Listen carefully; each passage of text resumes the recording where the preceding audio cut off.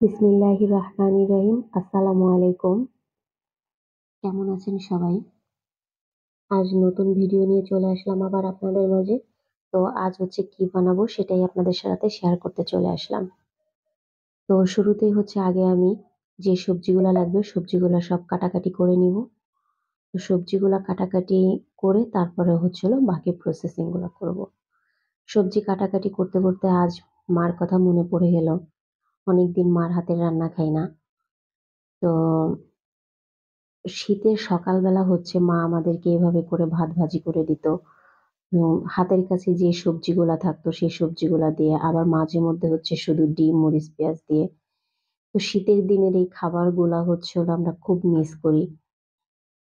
কারণ আমরা মেয়েরা সারা জীবন তো আসলে মার কাছে থাকি না। তো এই স্বামীর সংসার থেকে যখন ছুটি পাই তখন আরকি ২-১ দিন মায়ের কাছে। তো কবে হচ্ছে মার হাতের এই খাবারটা খাবো। মাঝে মধ্যে যে কি মিস করি নিজে রান্না করতে গেলে মার হাতের সেই খাবারগুলা। তো আজ হচ্ছে কি সবজি নিলাম বন্ধুরা সেটা একটু আপনাদেরকে বলি। তো আজ হচ্ছে সিম, ফুলকপি, টমেটো আর সাথে হচ্ছে পেঁয়াজ কুচি করে নিলাম, রসুন কুচি করে নিলাম, মরিচ কুচি আর এখন হচ্ছে ধনেপাতা কুচি করে নিব। তো আপনারা চেষ্টা করবেন ফ্রাইড রাইসে হচ্ছে হলো আপনার রসুনটা দেওয়ার। কারণ রসুনের ফ্লেভারটাই হচ্ছে অন্য রকমের আসে। আর এটাতে হচ্ছে আপনার স্বাদটাও একটু ভিন্ন আসে।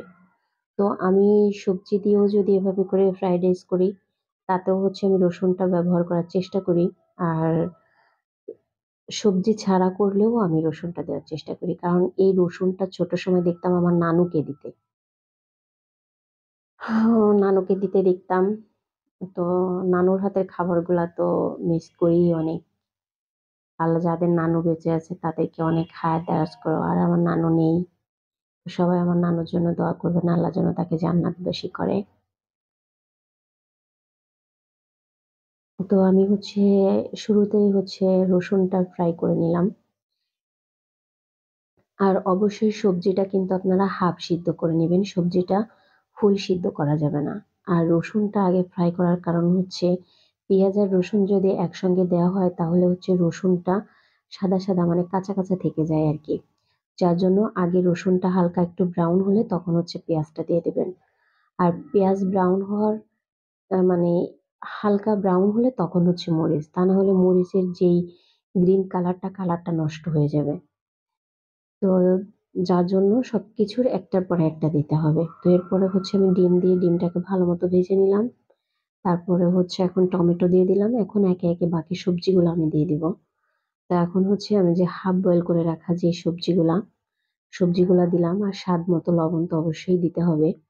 তো সবজিগুলা দিয়ে আমি একটু নাড়াচাড়া করে নেব। হালকা একটু পানি আছে সবজির গায়ে, যাতে এই পানির রসটা টেনে যায়।